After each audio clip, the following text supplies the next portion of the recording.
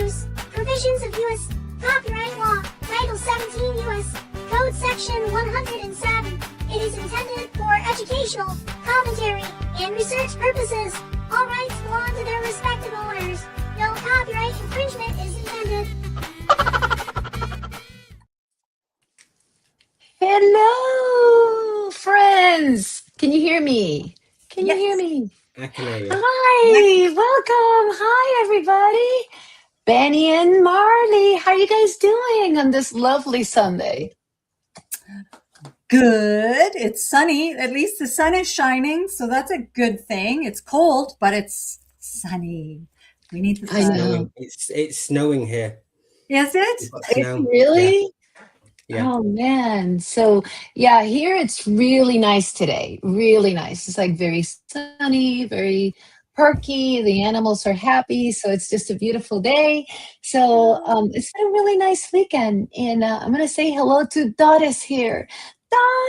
Dorothy. Hello, And let's do Dorothy. some healing vibes to Dorothy because she was in the hospital. She's been sickies. So we need to send her some positive vibes and many, many hugs. Here she is. Hi there. So good to see you. And Richard is here. And I know it's a Sunday, and you guys share the show if you don't mind, and because we want some people here. But either way, this is going to be a great session. So, how are you guys doing today, Marley? You doing good overall? I'm doing good. I am excited about the show and what we're going to be talking about today. I think we are really in it. So we need, this is the time for this type of show. I'm so sorry, Dorothy, that you've been so sick. We love you. And We love sending you, Dot. lots of healing vibes, healing vibes. Nothing but healing vibes. So, okay. So, shall we kind of get started, kind of start laying the groundwork for how we got here? So, I don't know about you guys, but one of the things that keeps repeating in my life is people coming up and saying, and I mean, me myself noticing that on a daily basis, people are getting angrier and angrier. And it's people that are normally like very, very, soft spoken or very patient. They're losing that patience. And a lot of it, for me, is like you can start a day with meditation, and after 15 minutes of social media or scanning your YouTube or your news or whatever it is, it seems like it all goes downhill quick. And I mean, what are you guys' thoughts on that? I just talked to a friend of mine the other day that was going through this. So I've noticed that around here for a couple of years. Because in Yorkshire, you could walk by, say hello to people all the time, and they'd say hello back. Now they just don't look at you. Look like you've got the plague, basically, and they keep walking. yeah, it's like bleeding into our 3D life because I'm one of the things I was looking up is like, what's the source of this? Marley, I mean, you definitely have some very strong feelings about this. I have some extremely strong feelings about this, and I've been trying for a number of years now to get people to pay attention to what social media or mainstream media does to their energy, vibration, and frequency. Hello, Lulu Bell. So this is really, really important. As many people know, I have been taking a well-needed break while I'm healing because I just can't deal with the chaos on social media. And hello, Lulu Bell. So it's tough, but we can get through it. And, we're going to talk about a lot of that today. But, guys, it's so important to pay attention to what your energy is showing you. And if you are getting upset, anxiety, anger, any of these negative fear, any of these negative emotions, please step away from the platforms, step away from your social media, step away from people who might be chaotic or toxic. Now is the time. We need to be inward We need to clear the energies, and we need to say no to the programming, the manipulation, and the fear mongering. We've got to say no to it. We are in a very weird place right now. Many people are feeling it. And this is why we're doing this show today, is because so many people are in this weird place. Yeah, and the fact that it's not just like you consciously saying no to something. And this is where this is going to get really interesting. I've been doing a lot of research on the subconscious impact of types of social media, the types of announcements, the wording that is used, the font, the size, the colors. So that's something that we're going to go through today, because it has sent me. I started with like a little presentation. I'll warn you, Ben, this has turned into a big rabbit hole for me. It got away. There is something like that, because colors, fonts, shapes, and sizes can affect your mood. For example, in the aviation industry, most airlines' interiors are blue to keep you calm. Most airlines, that's the reason why. Yeah, they tried it once with red and it didn't go very well. Isn't that crazy? It's like there's so many little details that surround us. Yes. And I have a clip, but one of the reasons I didn't want to play this clip before we started our deck was because of the copyrights. But we were looking at that old movie, They Live, right? They Live was a crazy movie. That is like the guy has these sunglasses, and he's like, he takes off his sunglasses and he sees the world as he usually sees it. He puts on the sunglasses and everything takes a totally new meaning.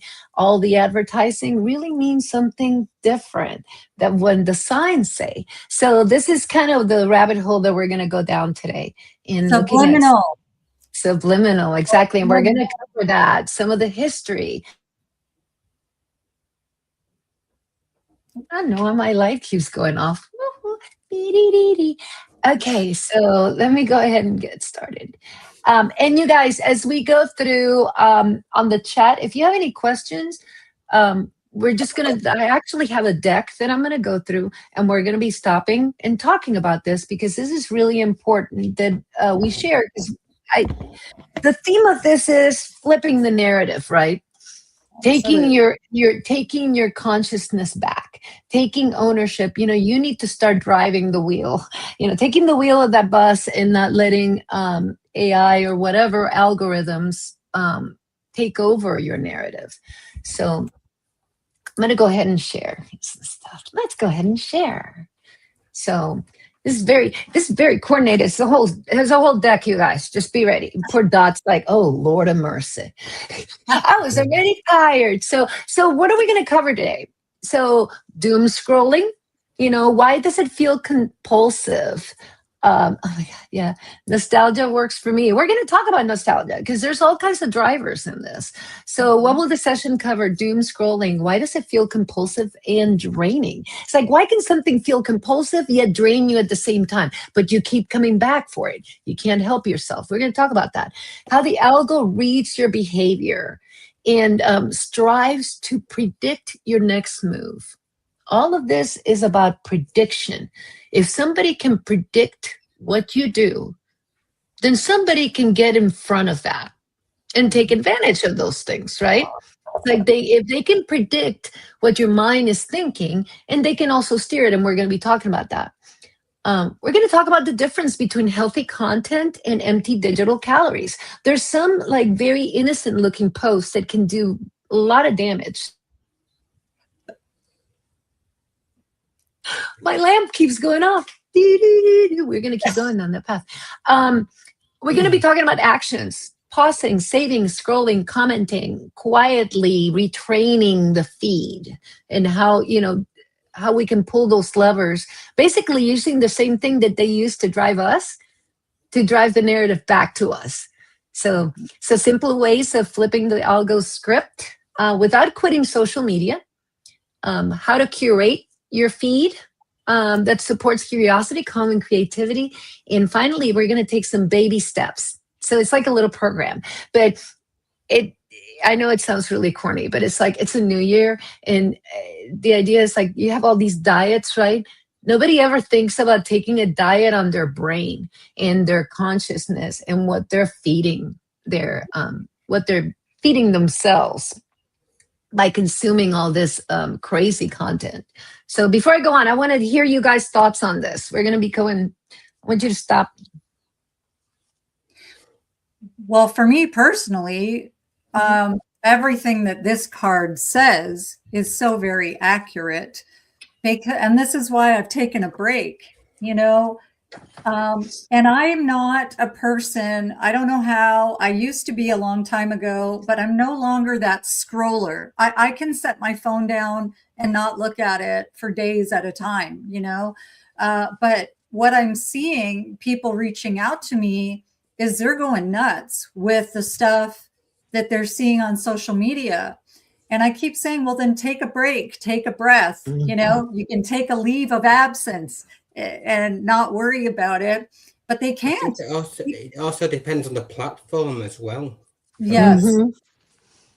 Yeah, not all platforms are made the same, definitely.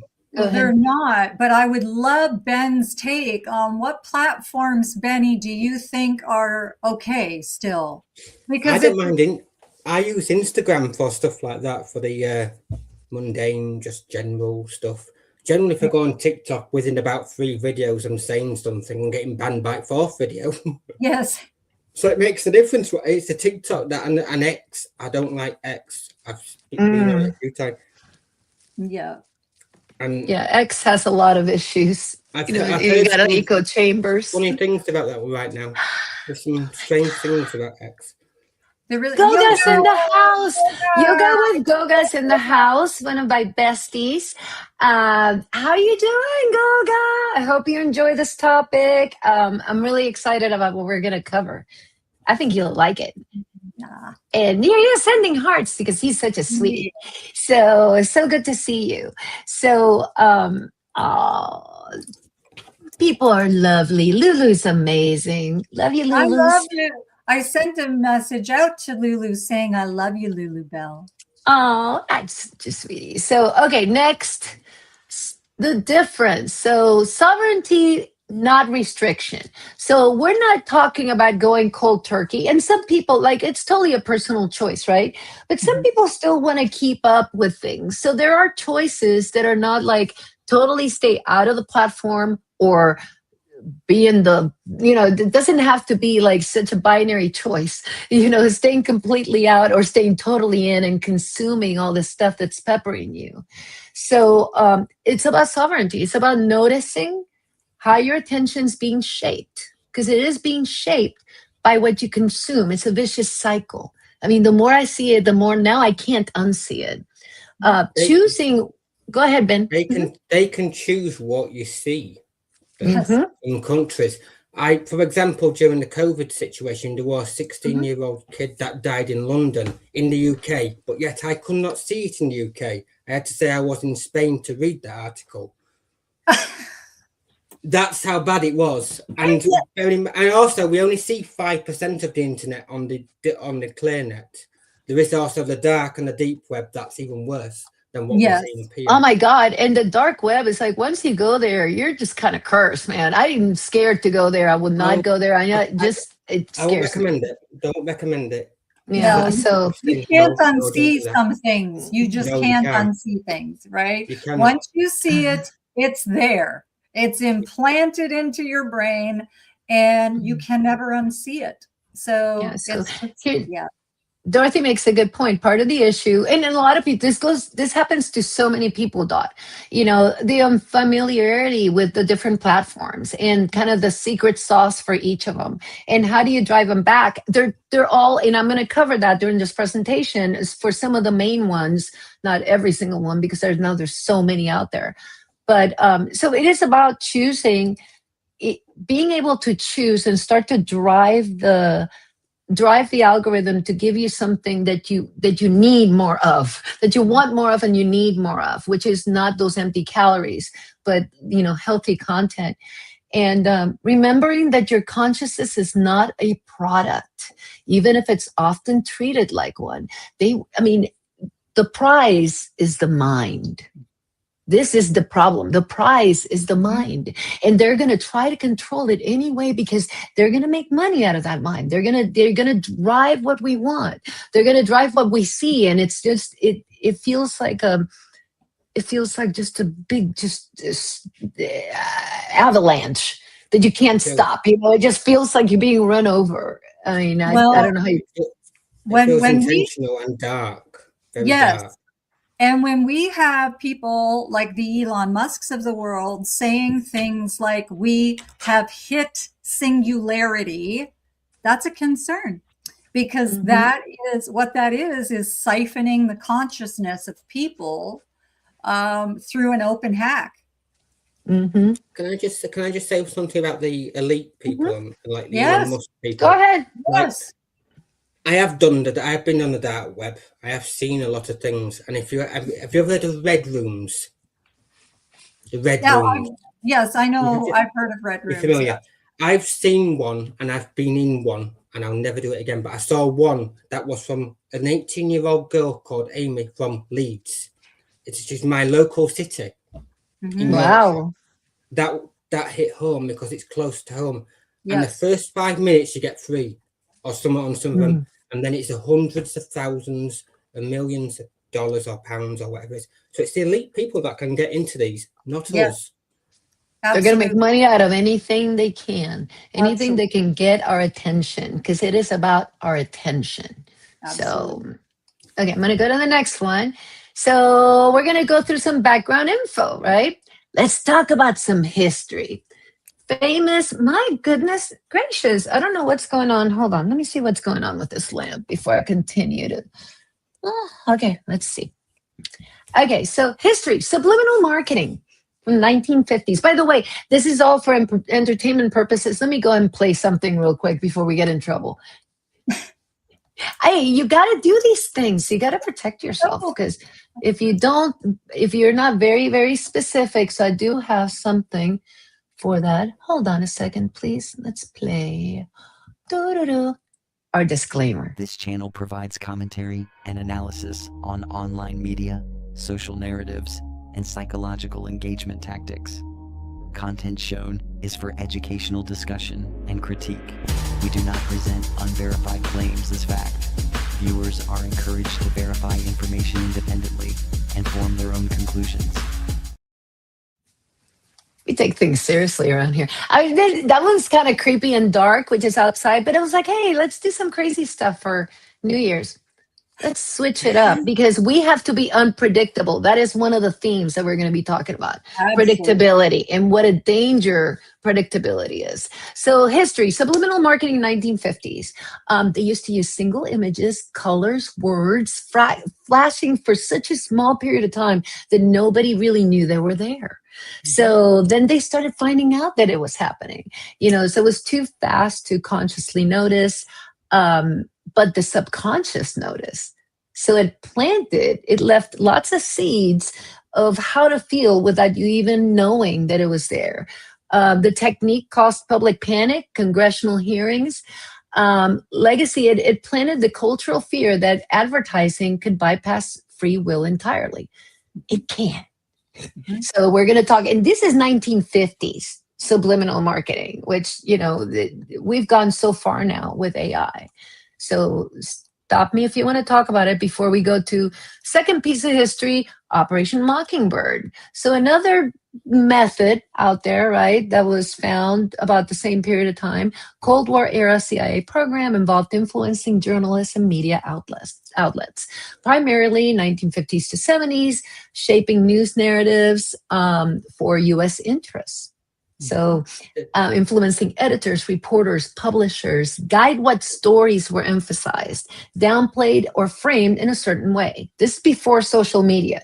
So you didn't have all the capabilities that you have now to continually pepper. Go ahead, Ben. Do we know when this ended, Mockingbird? When this ended? Well, it wasn't in the 70s when they had the hearing, right? The church committee hearings. Well, when it officially ended is one thing versus when it really ended. Marley, my point is with this started when there was a lot of media companies and they weren't all controlled by one certain company or maybe two. Now they're all owned by one company. So why would they need this now? Because they're all on the same control. Absolutely. But you know why? Is because as individuals, people watch different stations and they need to hear the same script. So Mockingbird, even though they say that it's no longer, it is definitely, because you don't just get that on mainstream media. But You also get that at school, universities. You get that everywhere you go. You're going to hear the same silly narrative, because when you don't hear what they're saying, people stop and go, well, that's weird. That's not what I heard. And But what I get about it is that like Fox News and then there's CNN, which is two different or whatever, it's two different sides of political spectrum. But yet, if you go deep enough in the shareholders of them companies, they're the same company. I know. So actually, Samsung and Apple are the same company. Boeing and Airbus are the same company. Yes. So I don't know if you've heard of Ian Carroll. Ian Carroll is an incredible podcaster that's out there. And, he developed an app not that long ago, him and some other people. And it's really incredible because you can click on something or scan something at a grocery store and it will tell you what big company out of the elites owns all of this stuff. So like he talks things like about Hershey's chocolate bar. Hershey's isn't actually, the name is Hershey's, but they're not owned by them. So they're owned by the bigger, dark conglomerates. So this is all part of the same thing, all part of the same. Yeah, it's not going anywhere until we remove it. I love that app, by the way. I was checking it out. I downloaded it, the Ian Carroll app, because I've been paying attention to like ingredients and, obviously with the whole Campbell soup, whatever, mess where the executive got busted talking about it. But, before that, by the way, we used to follow Ian Carroll when he had he was very small and he's grown so much now, but he's really cool. I like the rabbit holes. It's really interesting to follow his train of thought. Yeah. And he shows you kind of like his rabbit holes, how he thinks about stuff. It's really interesting. Yeah. But I mean, with that app that he has, it's to create a healthier alternative as well for people. Or if you don't want to be spending your hard-earned money or the little money that we have on these big conglomerates, try to stick with the little mom and pop shops that are being closed all over since COVID happened. We've got to do that. We've got to try and stick to the community, and when we can, purchase things from the mom and pop instead of the big box places, because they're owned by all the crazy corporations that should not be owned. Exactly. And you need to know who's owning it, because like a lot of stuff seems really like looking really organic and really cool, but it's, when you look into who's selling it and what's in it, it's not what you think, I cook tortillas and I go to the store and I'm like, I did start to count the amount of ingredients that they have in store-bought tortillas. You really need 4 ingredients max if you want to get fancy with butter tortillas. You don't need, what is it, 12, 13, 40 or whatever it is. But that's probably what keeps your tortillas fresh for a year. Right. But the thing, it's so crazy, because when I've done research, especially in the food industry and the pharmaceutical industry, when I've done the research on these two places, it's incredible the difference of what is added in the United States of America as opposed to other places in the world. So Canada doesn't have all of the ingredients. Over here, it's a bit different with the food wise and that. Oh, I know. It's a bit more high standard. Yeah. Yes, and so is Canada. He used higher. He used higher than us now. Yes. But, yeah. So it does make a difference. I mean, when I first came to the United States, I couldn't find any food that I thought tasted good, because it all tasted weird to me from what I was used to back in Canada. So I'm hoping Robert Kennedy Jr. takes care of that stuff. He's already started. So I think that's going to be starting to move in the right direction, getting rid of the poison. Yep. which we've had a lot of for a long period of time. Okay, so the next, the difference was between the subliminal was about like hidden messages. This was very overt content, and this was framing the narrative. So this was like hurting the crowds, right? Then let's see what's in it. It has evolved. Over time, you got algorithmic amplification. I'm going to talk about that in a minute. Emotional engagement optimization. I mean, they have a lot of strategic initiatives on how to use verbiage, imagery, fonts, colors, rage, fear, and tribal signaling. Dopamine-driven feedback loops, and I actually have some examples there. So it's no longer subliminal, it's actually hyperliminal. It's like you're being peppered with stuff, and that's the key. It's the peppering of this content to your brain and what it's doing. It's loud, it's repetitive, it's emotional. It makes you angry, right? It like makes your blood boil. You see it, you don't always realize how it's steering you, but it is. Let me just keep going, and you guys stop me. So let's talk about hijacking consciousness. Here's a fun one. I was trying to load these up as slides, but there were so many that StreamYard didn't take it. So hijacking consciousness. And you guys tell me what you think about this. Synchronicity versus algorithmic curation. So algorithmic curation actually have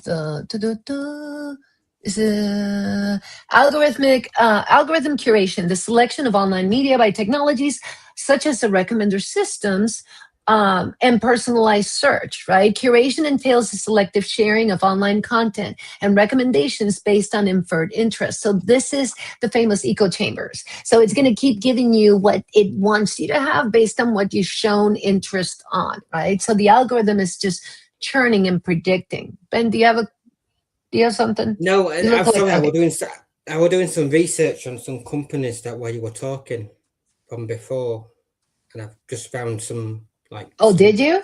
Yeah, yeah. We go through it. Yeah, share. Tell me what you're talking about. The Fox Corporation, the top 3 shareholder companies are Vanguard, Slate Street, and BlackRock. Yeah. The Warner Brothers company, the top three stakeholders are Vanguard, BlackRock, and Slate Street. Amazon, exactly the same. They're all the same. Absolutely, Ben. Yep. Good job, Ben. So true. We have to pay attention to what it is we are spending our time on. It's hurting us. We're going to talk about what it's doing to your brain. So, Dorothy, we love you. Go lay down. We're glad you're listening. If you pop up, we're here. Otherwise, we love you. We know you're listening. So thank you for being here. So this was more about like a lot of times you like think that the messages, like you listen to the messages, like the angel numbers, that's something else, right? You see the angel numbers on the clock or whatever. That's not something forcing you. But a lot of times you'll think about stuff and all of a sudden you'll see an ad about it, or you'll see a YouTube notification about it. And I'm like, wait a second, but how did it know? So it's like you start to question whether is true synchronicity versus the algorithm predicting and basically feeding you what it wants you to think, right? So the question that I think of that was I told to think that. Absolutely. You know what? This is a huge thing because this happens every single day in my house. In that we will have a conversation and all of a sudden that's what's showing up on the television. That's what's showing up on my cell phone. And it could be just one thing, one little silly thing. I'm just curious, what phone have you got? I've got a Samsung. Okay, that's fine. Because if you actually switch an iPhone off and say Siri, when it's off, it will come on. Absolutely. But do you know what's happening on my Samsung, Benny? My Samsung phone, I switch off and Gemini is listening and is provided with Android though. Android is open source software and it's an open source, so anybody can access it and change it. That's why I like the Android, because it's open source and we can then go in and adapt that. You just need to know where you're looking. Yeah, absolutely.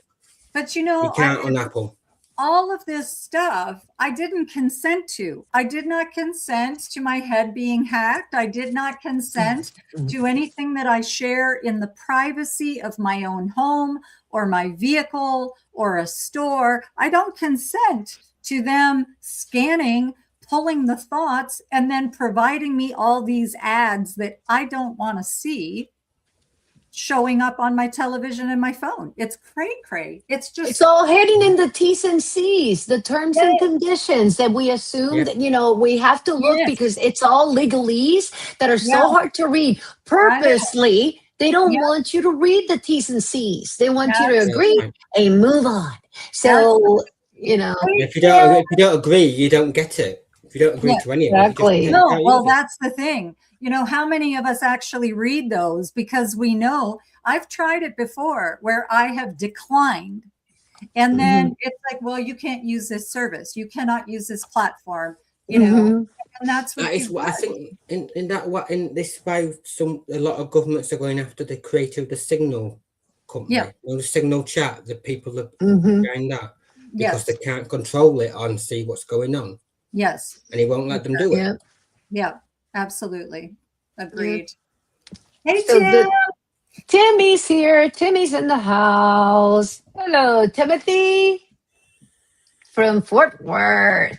Okay, so things evolved, right? From media shaping like what you knew to media shaping how you feel about something. And that's very different. That's like really important, lever that they've got. And social media is now providing the mechanism to serve that at a hyper level where you're being peppered every which way with the information. So your brain turns into what they want. That's, Okay, so we're going to the next one. So hijacking consciousness. Now we understand. So now we're in the present. Let's talk about each platform because not all platforms are made the same. And they don't consume data the same way. So you got LinkedIn. Go ahead. Isn't that new one called that Blue Sky? That's a new one, isn't there? I'm in Blue Sky. I didn't include it because it's not, like I said, I did the main ones, but Blue Sky was like Blue Sky was the option. Blue Sky all of a sudden turned into a democratic social channel to counteract X, remember? So it's like, again, we're about this binary choices, left versus right. At one point, couldn't they work, Democrats and Republicans could work together at one point and get things done. No, but they can't talk. I don't know. In this country. That's because they're trying to create major separation between the peoples of this country. That's what's happening here in real time. It's bonkers. It is. It's cray. Yeah, they want to separate it because there's power in the numbers. And I have some use cases where I show kind of what, how they can play that. So first of all, so you got LinkedIn. LinkedIn is all career, very serious career, skills, connections, interests, and activity type. If you post a lot of personal stuff on LinkedIn, people look at you like, go back to Facebook, bro. Go back to Facebook because this is all about business. But there's a lot of stories that are posted there as well. So it is one to watch because the same post and make it another platform, make it there. TikTok is your eyeballs are the remote control, right? On TikTok, what mattered more is how long you watch a video, whether you watch it till the end. So those are the levers that it's going to figure out to see how you engage. So it's looking for, the TikTok one will be changing though, won't it? Because it has just been bought by an Israel company. And we'll see how it changes. I think, Ben, I know people, and one of them is a business owner of an apothecary, and she is getting slammed because of the new owners that have taken over TikTok. And all she's doing is providing really good healthcare information about, supplements and herbal stuff. And they are messing with her big time. It's disgusting. It's sad. It's sad because it's like, you're going to get run over by the same methods. They're so advanced. They know how to play us. So on TikTok, it's like rewatches, whether you pause, etc. Facebook Facebook's more about friends. You got your friend clusters, things, liking and commenting matters a lot. It's a signaling emotional and topical preferences. Groups. That's huge on Facebook. It's like you have all these groups and you start to get segmented. Think about it. Every group you belong to is a data point they have on you Absolutely. of what you like. And this is about avoiding predictability. So look-alike audiences. So they basically look at people that like this, and that. Who else likes this, and that? What other things do they like? And how do we put it in a Venn diagram, right? They're trying to herd you into a circle that can be managed. And that's, this is all personal opinion. We're not, blah, blah, blah, all that stuff. Go ahead, Marnie. Well, then I'll say, in my opinion, Facebook was one of the first social media platforms, right? And it was all of everybody's information, pictures, and all of that stuff were being sold. That has been a proven thing. That is researchable. That's true. That is true. I've seen I that. left Facebook years ago, but anybody who wants to, please feel free to research this stuff, because what we're saying is accurate information.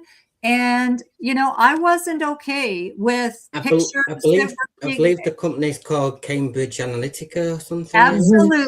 Yes, absolutely, Ben. So, we've got to be cognizant of what it is they're trying to do. They're not actually trying to provide us platforms, not any of them, where we can just socialize freely. They're paying attention to every single thing we post, every single thing we write, every single thing we say. They pay attention, and this, everybody needs to be aware of this.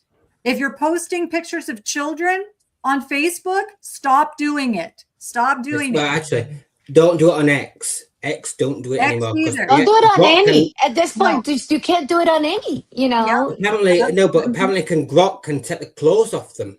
Absolutely. Oh, that's the new trend. That's crazy to me that Grok can take clothes off, can put them in a bikini, and the whole remove the criminal from this picture. I'm like, okay, think about what we're teaching the algorithm, that we're just idiots that love to do this. My last X account I had to be careful when I opened it, because half of stuff was just like 18 plus stuff coming on. It's not a social media site anymore. Yeah. And I agree. Australia's done the right thing by banning it for under 16s. Right. Yeah. Yeah. Oh, yeah, that's right. There's going to be all kinds of banning. But then we start talking about, our rights, freedom of speech. And wasn't an Israeli official on one of your news channels recently saying that they need to curb the First Amendment in the US? Oh, yes. Yes. That's because you're talking about Israel and Palestine. You can talk about what else, but if you talk about them, it's a no. Yeah, exactly. But how disgusting is that they want the government in this country to change their First Amendment? That's insane. They're doing it in a lot more than just the US, though, as well. They're doing it now.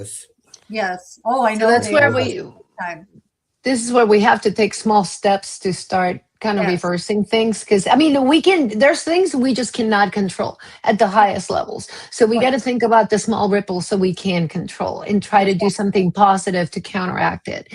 So on Instagram this is a little bit different than it looks at when you stop scrolling. And these are important, because if you want to get these platforms' attention, it's important to know how, what it is that they like to drive on. So that way, you're in the driver's seat.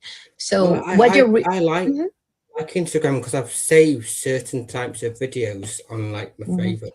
All I've seen is certain. I get odd ones that are different, but mainly what I've saved. Right.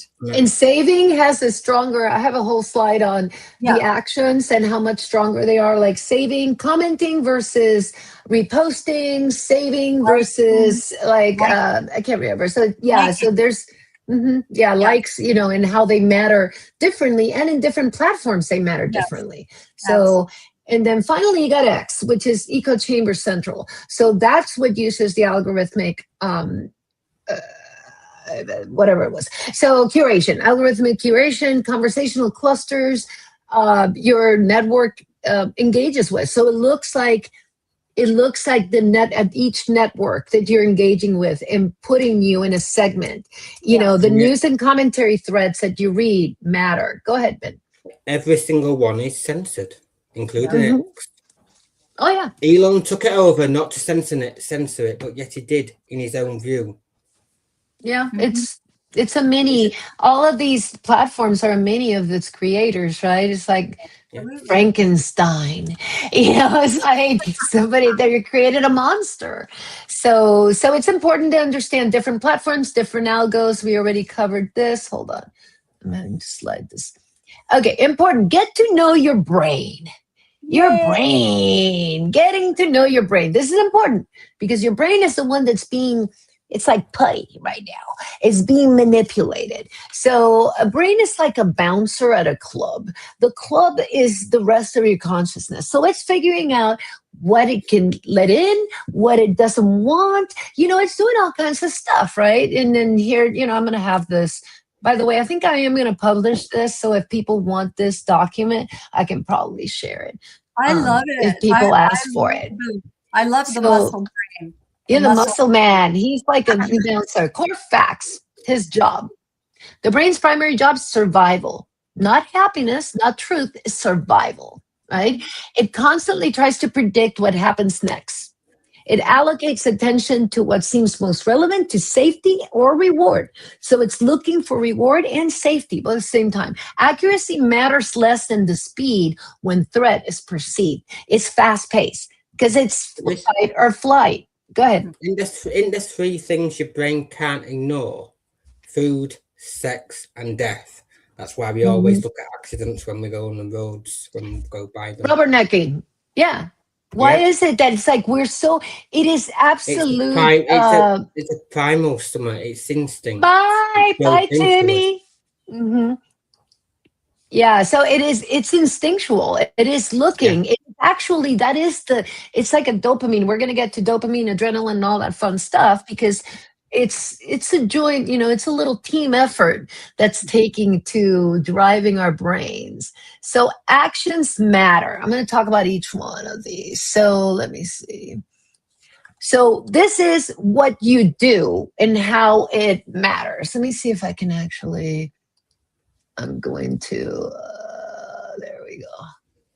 There we go. High amplification actions. These dramatically increase reach, even if critical. So if you do these things, this is going to pick it up right away. Angry replies, they triggers conflict loops. So it's going to find more loops to get you in because you're angry. It's going to feed off of that. Tweeting to criticize exposes to new networks. It's going to add you to other networks, and start to kind of blend all this anger in one place. Watching full videos, it means if you watch a full video, you're saying that's high value content. So if you watch that trashy video that, it's not true, but you're still going to watch it, this is what happens. So reposting for awareness, it doubles distribution. Obviously, if you're reposting, you're spreading it. Long argumentative threads sustains attention time because people love to listen to arguments. And then this is interesting. Using charged language, flagging emotional intensity, the brain impact. So this is after a long period of time of exposing your brain to this type of stuff. Reinforces stress pathways, outrage conditioning, tribal thinking, algorithm impact, maximum amplification. So what happens here is that your brain starts to act like that. That's one of the signs of a psyop is tribalism. Yep. Mm-hmm.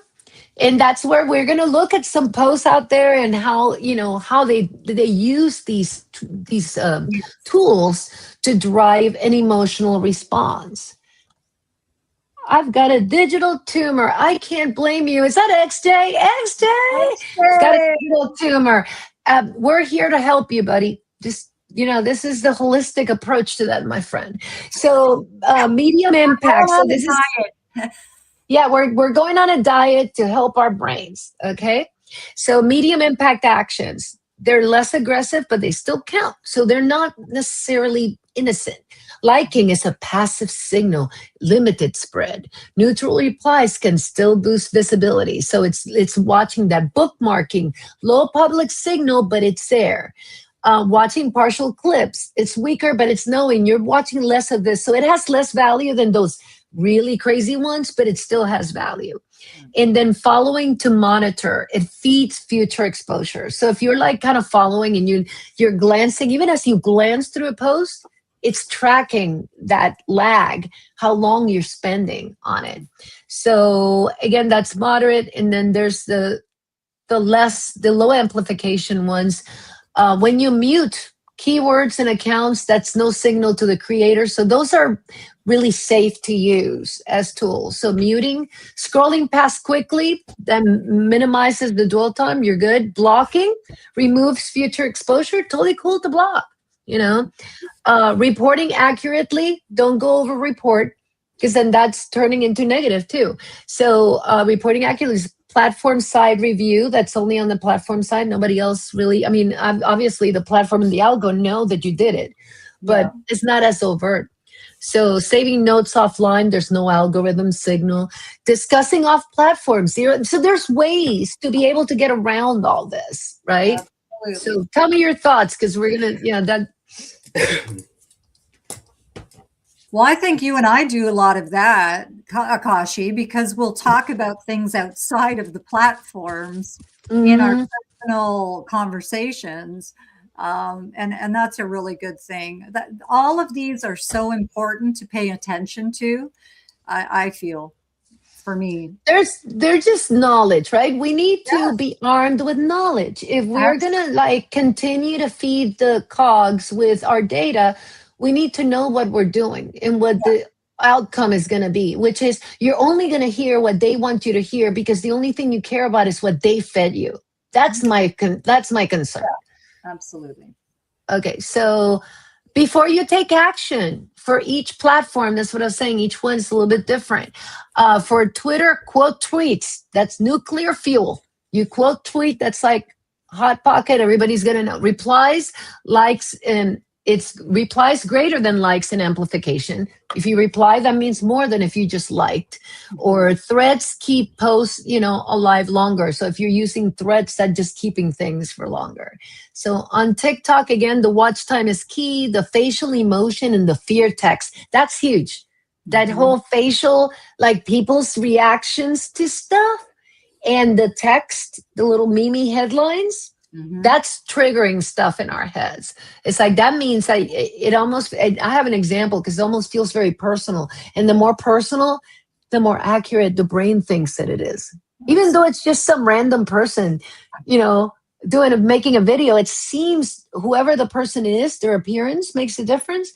And that they're making a very raw video, that's also giving it more of credibility. Stop me if I'm talking too much. I just fired up on this. No, this is good. So on Facebook, shares is more important than comments. Family and friends make content feel trusted. You get those, messages from your family and friends. And by the way, they're being peppered just the same. So we're all in this together, High School Musical. Emotionally framed posts persist longer. When they're emotional and they're usually trashy, my gosh, we love trash. We love to share trash. Why? It's like, if you stop sharing trash, maybe we won't see it and we won't be resharing it. It's just, I'm starting to get to, I'm going to a 15.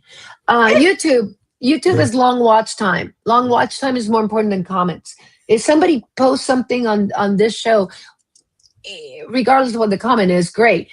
But if you watch it, that means so much more to that algorithm. Pausing and rewinding boosts ranking.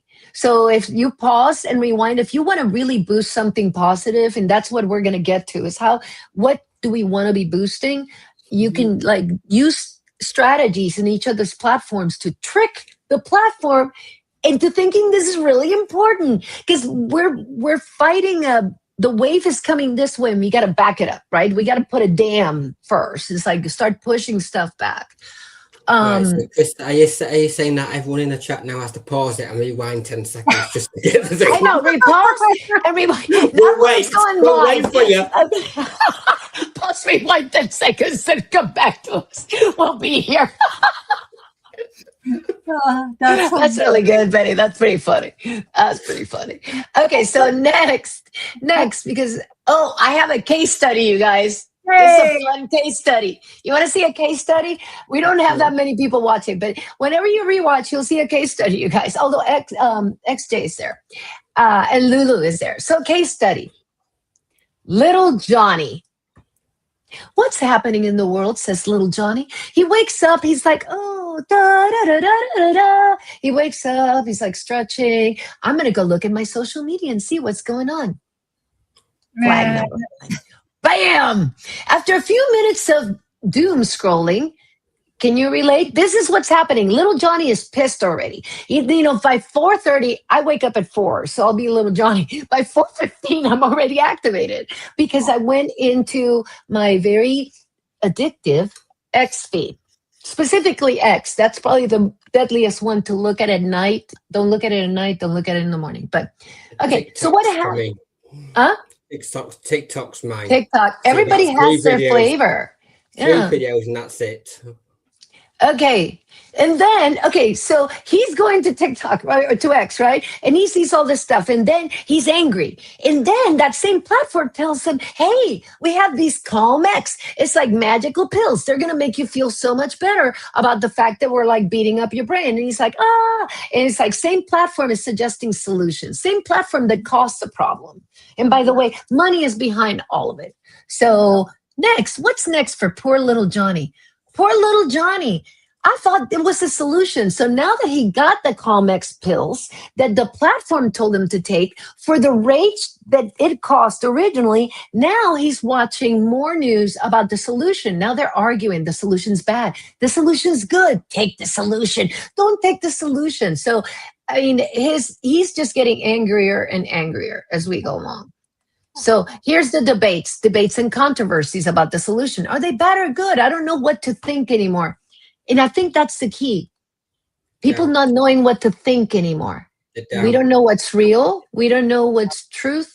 We don't know, right? I mean, I know little Johnny's world is about to go to hell right here in a second. So then little Johnny decides, I don't have a solution. I think I'm going to go search for a solution. And he winds up in downtown Portland. And then he's like looking for answers. And then he winds up finding the Fentbent people that are in downtown Portland. And then he tries the good stuff from Venezuela. Can you see how poor little Johnny's life just went down the toilet real quick? But it's not over. Because it's the good stuff from Venezuela. So now he's hooked. Now the comics is no longer good enough. It's this stuff. And now he has hit rock bottom and he gets arrested because now he's the enemy of the state. And then now people on drugs must be institutionalized. So poor little Johnny is now going to be sent to the institution. More bad news for little Johnny. Then, because he's in an institution, they're going to strip him of all his tax money he ever put in the system. And now it's theirs. And now little Johnny's just kind of checked out of society altogether. So don't be little Johnny. You know, when he gets released, he's got nothing and has to start from scratch. So is that exactly. It's exactly. And he lost everything he had. Now, this is obviously a parable and a very exaggerated one, but if you're feeding your brain with negative stuff constantly, this is not that far-fetched. I know somebody that this happened to. We have a friend on X that actually happened to. Oh my God, we did, didn't we? Yeah. And I remember him. And he was institutionalized. He was arrested. Then he was put in a hospital. Then he was forced vaccines and they doped him all up. And then he went off the deep end completely, which was just so sad. I saw that. I wanted to comment on that. X Day. I got fired from Know about that. Yeah, tell us more, buddy. That's crazy. Saying Yeah. that they do that over here. My mum's a postwoman over in the UK, and they have to carry a PDA. It tracks their location at all points. If they don't, they can get sacked. Wow. This is going to happen more and more, you guys. The trends are there. This is Yeah. going to be like the more and more they need to track us. You know, Crazy. crypto, digital, you know, digital like what banking. I'm saying, that was back in 2014 when that happened. So we are way further along in all of this than what XJ was in 2014 when that I know happened. my mum's been. I know Royal Mail in the UK, the postal service has been using them for at least 5-10 years now. Yeah, That's crazy. it is. Okay, so here's another example. And this one was based on our own experience. So meet distracted Daria. She is community oriented. She loves activism. She's a UFO enthusiast, checking her social feed for the latest news from out there. She's just a happy camper. Look how happy poor little distracted Daria is. Power in numbers. The community engages in social media with X spaces and posts to share the latest news and activism opportunities. In this case, it's about UFOs. So you got this, you know, the picture shows everybody, you got a nice, healthy community. And that is a red flag for a lot of people because that means power in numbers. And we can't have that. So next, Triple D comes into play. Triple D will find you. Triple D, she distracts, divides, and discourages. It's an approach. Look at all the bots. This is where the bots, I remember, was it bring in the fembots? Remember? Yes. Austin Power, bring in the fembots. There we go. Bring in the bots. Approach to managing online communities you want to control. So you can create all kinds of crazy conflict, turn people against each other, divide a community to where there's nothing left to argue with you. Yeah. So, and by the way, let's have them argue about the stupid stuff. Let's have them argue about the real silly, non-relevant, because in the UFO community, we argued about a lot of non-relevant crap. And it's like, it had nothing to do with the topic, you know, it had nothing to do with the topic. So, keep distracted. Divide and conquer and distract us. It's just as simple as that. Xbox, an update from from XJ. No more company phones or vehicles for me. Good for you. Yeah, don't take them. Thumbs up, brother. There's more ways to control you. Okay, so the Triple D comes in, and then followed by the power couple, bringing in instigation, the adrenaline. Oh, come on, there we go. Adrenaline dopamine tag team. How do they work together? Adrenaline grabs you, and dopamine keeps you. They're quite a powerful little couple. And if used properly in social posts, they can really do a job on people. Your brain likes the conflict because it's survival, right? So it is used to manipulate you, but it likes that conflict because it's trained to like it. And all of a sudden, a distracted Daria is out, you know, going, fight, destroy. You know, are you not entertained? She's at the Roman, you know, and she wasn't like that before. She was just a normal, happy human. Yeah. Right? I mean, and here's the breakdown. Adrenaline, the hook chemical. What triggers it online? It's important that we understand our problem. Breaking news banners, adrenaline. All caps headlines, red notifications, urgent, shocking, you won't believe it. Conflict, outrage, fear, and threat. Isn't that funny? Nothing cool triggers adrenaline for some reason. It's like nothing like nice, you know? And this is what it does. It narrows your attention. It takes the brain and goes, nope, you're going to focus on this. It speeds the reaction time because it's fight or flight. So it's now waiting. It's their language they use as well. Certain languages. Like you can distract people in different ways. Exactly. And the Israel and Gaza thing. The Israeli hostages, the Gaza prisoners in the Israeli prisons that haven't been charged with a crime. But you still feel sorry for these hostages. You don't. Yeah. It's just how we think. We're trained to think like that. Yeah, and they're amplifiers. We'll talk about that. People, that usage is like amplifying the emotion. Okay, more updates. I love updates from XJ. You I know, by know, using cash only, no plastic, borrowed YouTube. Facebook is my weakness. Me With too, that, XJ. Cash only for me. No plastic for me. I wish I could do that. I need to do that. So anyway, so it reduces nuance and long-term thinking.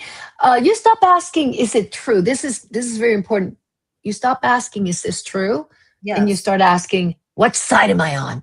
It's like it immediately makes you pick a side. That binary, left versus right, red versus blue, conservatives versus liberal. Nothing's ever in the middle for good old Miss Adrenaline. There's always two sides to a story, and one side is always biased. Yeah, It's and it has generally in to the be like middle a of it. binary. Oh my God, Marcel is here. Marcel, we love you, Marcel. Okay, so next goes to, from Miss Adrenaline, we're going to Mr. Captain Dopamine. He's the slot machine. He is like a casino. What triggers it? Likes, hearts, and retweets. So the more you like, the more dopamine is going to say, ooh, you like that? I'm going to give you more of that and more of that and more of that. Keep you coming because I know you like it, right? Comments, it looks at the comments and replies, the notifications that are arriving unpredictably. It sends you notifications. It's like testing the waters. How many times do you get notifications for stuff that you never even signed up for or never looked at? I find those really interesting, those random ones for people you don't follow, for channels you're not even subscribed to. Well, we have a hard time finding each other's stuff because exactly. that disappears and we are connected all the time. So this is what is happening across the board, in my opinion.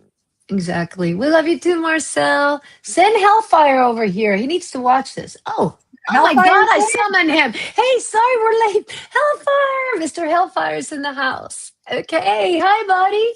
So, oh my God, Marley, our next project, Mr. Hellfire has made some really cool music and we're going to make some videos. So I need to show you that. So we'll be talking. He's just like complete downloads. He's just sharing information. Awesome. Familiar. Okay. So what dopamine does, it reinforces the behavior. That's the one that's going to keep you coming. You know how sometimes things are just not good enough anymore? It's like you did something and it felt really good and then all of a sudden it doesn't. It's like, there we go. It's like, ooh, we want more, right? That's dopamine. It's not good enough. Let's do that again. Let's beat that. Let's do it again. So it makes scrolling feel really purposeful and it trains anticipation rather than satisfaction, right? So then the feedback loop. The trifecta. So you got dopamine, adrenaline, and your brain. Dopamine rewards engagement. The brain, and then adrenaline spikes attention. So the combination of the two in making the brain feel that emotional intensity equals value. All of a sudden, value, I have to click on this. I have to look at that. Did you really have to? Or did something tell you to? That's where it's like once you start looking at these trends, I think you're going to start like noticing that you're being driven. What do you guys think before I move on to the next section here? This is bang on. So spotting the culprits. Posts that use both. Those are the most, some of the most dangerous because it's like boom, boom, boom. They just, one feeds the other and it's a vicious cycle. Threat and reward, outrage and validation, fear and belonging. They want you to be scared. Then they want you to feel like you're part of a club. You belong here scared. It's okay to be scared. Tell each other a story, but you stay here scared. Conflict, plus identity. It's like presenting a conflict. So all of a sudden this conflict becomes my identity. This conflict doesn't become what I don't want conflict to be what I'm made of. So examples, things that say, they don't want you to know this. If you care about this, you must see that, right? Everyone's talking about this except you. That FOMO. FOMO is a huge lever pull in emotion. So the message is no longer just informational, it's biochemical. Mm-hmm. So I'm going to keep going. Cool? We're going to keep going? Okay. Oh, yeah. And what was the aftermath of poor little distracted Daria? Once an active community left with the aftermath. No community. You see the poor little people all broken. It's funny how it automatically I didn't say put the aluminum hat on, but it did. So no community, no answers, no union, no power, nothing to see here. Mm-hmm. Isn't that what they wanted? Mm-hmm. I'm like, isn't that exactly what they want? Mm-hmm. I mean, the community's no longer there to fight anything. They all They hate don't want each you- other. They don't want you questioning what they say though as well. Mm-hmm. And that happens in unity. That happens in communities when you start like bouncing off each other. You know, the individual contributor doesn't have a lot of, it doesn't get much out of this, or it doesn't make a lot of headway. So have no fear. Professor Neuroplasticity is here. So neuroplasticity, your brain's ability to change its structure and function based on experience. So it changes it physically. So it's not like we're stuck with this hell that they've placed in our heads. There's ways to reverse that. It's like the liver's one of the organs that really kind of heals itself the most. The brain has, it can be putty-like. So we're going to talk about that, how it works. Your brain, when you experience something, a thought, an emotion, a behavior, a scroll, a fear spike, so the neurons activate, the circuits light up, all this is happening and you don't even know, right? Repetition strengthens the circuit. Oh my God, is that Joshua? Yes. Hi, Joshua! Hi, honey. So long. So good to see you. So the signals travel faster next time. Your brain learns this matters. And because this matters is going to keep like looking for that. And the algorithms are going to keep feeding it to you because they know you. Prepare for this. Again, the brain doesn't judge truth. That's really important to know. You think that the brain is reacting at a subconscious level, is not judging truth. It tracks frequency and emotional intensity. And even though you might think that logically you can say, I'm not going to get involved in this, there's stuff happening to your brain behind the scenes that you don't even know. Mm-hmm. And but the good thing is that it can strengthen and find new pathways. So there is hope. And here it is. So it's turbocharged by certain things, right? Fear, reward, anger, anticipation, threat, and belonging. That's just examples.